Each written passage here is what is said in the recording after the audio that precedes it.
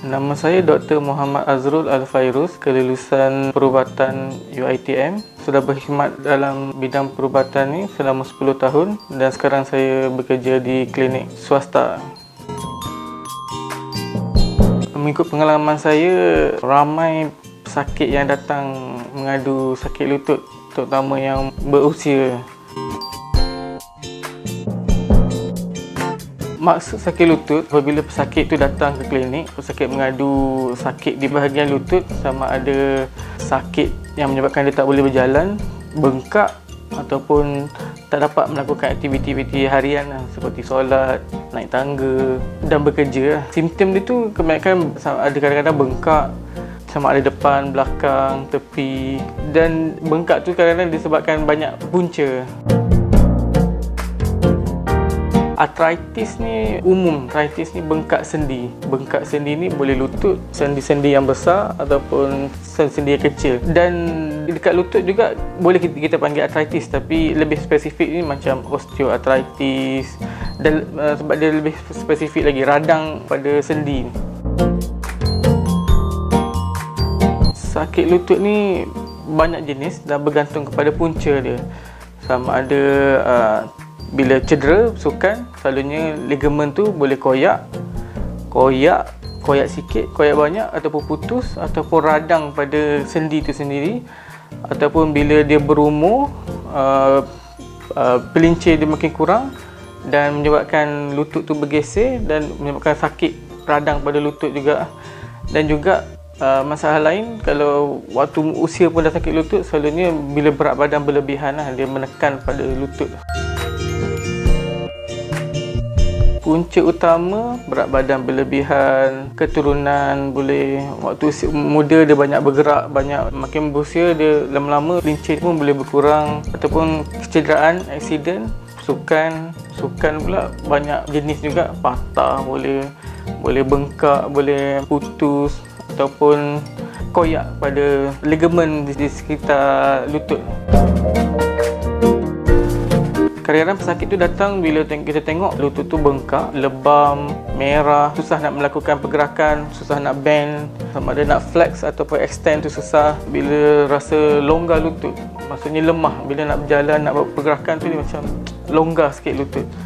Ataupun lutut berbunyi, kebanyakan bila pelincir tu kurang, dia akan berbunyi. Tambah-tambah bila dia nak luruskan kaki ataupun bila nak naik tangga, memang lutut dia berbunyi. Norma manusia ni memang Allah jadikan pelincir tu memang sesuai untuk lutut sebab tulang paha, tulang kaki, dan dia ada pelincir untuk menahan hentakan berat badan juga.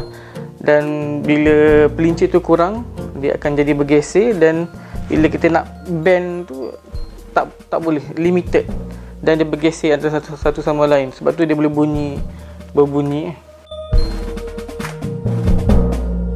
Pelincir berkurang bila berat badan berlebihan, bila dia menekan kuat dan menyebabkan pace tu jadi kurang dan sukar untuk bergerak.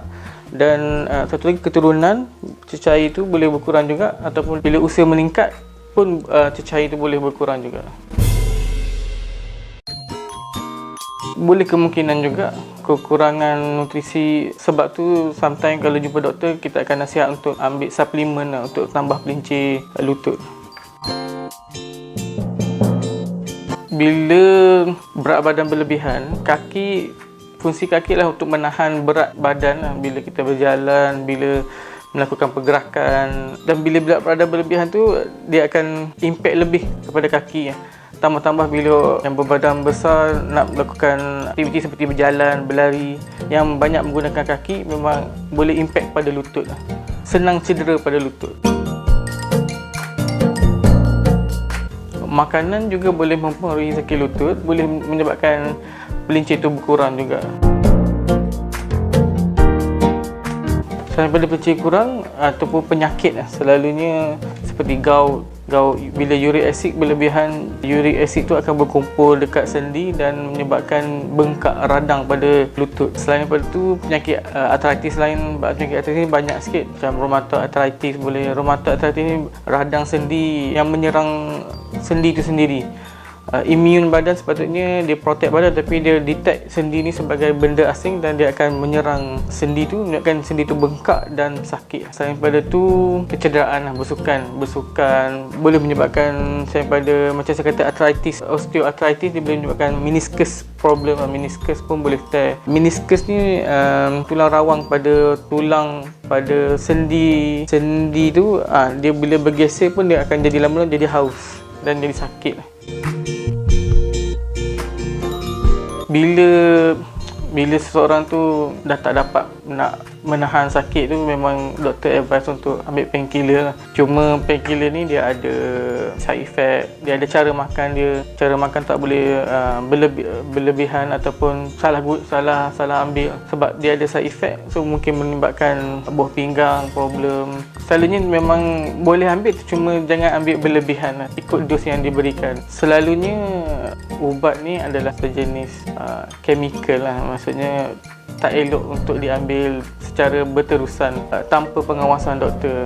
So jadi banyak kes yang saya jumpa pesakit ambil ubat tahan sakit berterusan, banyak side effect, buah pinggang, gastrik ulcer. So cara terbaik ambil ikut dos ataupun bila perlu sahaja. Langkah-langkah yang perlu dibuat apabila seorang tu mengalami sakit lutut, satu, tengok pada punca dia. Satu, bila kecederaan, bila bengkak, selalunya kita kena tuam dengan ais. Sebab suatu tengah bengkak, ais akan melawan bengkak tu dan mengecutkan bengkak tu, lama-lama boleh reda juga. Satu lagi, daripada ais, kita boleh bandage ataupun balut sendi, boleh mengurangkan pergerakan lutut. Lagi banyak bergerak, keradanan tu boleh menyebabkan lagi teruk. Sebab badan kita ni sendiri sebenarnya boleh baik pulih sendiri 3 hari kalau kita duduk diam, rest, insyaAllah dia boleh recover balik. Sebab tu kalau kita pakai bandage, rehat kaki, insyaAllah dia boleh baik kalau berpunca daripada radang.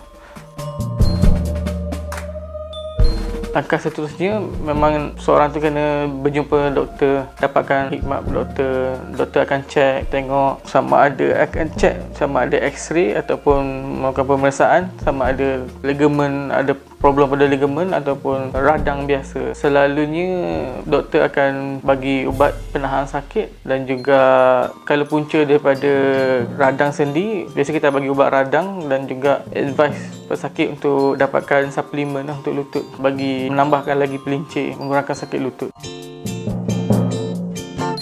Perawatan yang selalu dibuat untuk sakit lutut selalunya terbagi pada dua lah. Satu, konservatif ataupun agresif. Konservatif ni macam kita hantar fisio ni boleh buat urut ataupun exercise tertentu yang boleh menguatkan lagi otot peha, so mengurangkan beban kepada lutut. Selain daripada tu boleh urut, macam saya cakap tadi, letak ais, bandage. Bila berpanjangan ni maksudnya kerap.